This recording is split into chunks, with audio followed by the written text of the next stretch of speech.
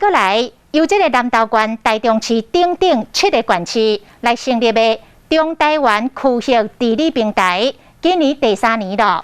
这个是来提出着23项合作的方案。除了大众关心的防疫议题之外，这个7县市阁来串联推出着自行车旅游的行程甲景点，要来拼观光。今仔日7个县市的省长拢来参加着行销的活动，要邀请到全国的乡亲到中部来佚佗。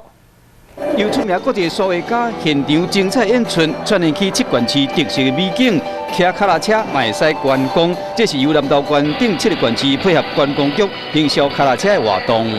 我们还有街友商店，你到商店到哪个县市去骑自行车到指定的商店去盖个章，都有抽奖的机会。疫情影响观光产业的情形下，7县市为今日起到10月底期间推出好耍的脚踏车过关的活动。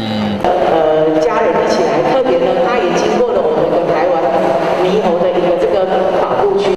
7县市首长更共同签署联合防疫共同守护中台湾合作声明，透过跨县市合作保护乡亲的健康。看到我们7个县市在防疫期间，大家互相关心、互相通报、互相合作。期待防疫会使提振经济。中部7县市提出中台湾观光活动联合的行销计划，欢迎乡亲去体验。